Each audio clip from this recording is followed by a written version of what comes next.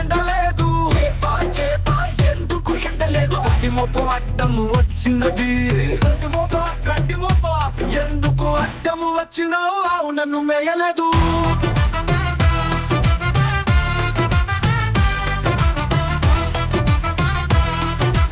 ఆవా ఆవా ఎందుకు మేయలేదు మెప్పలేదు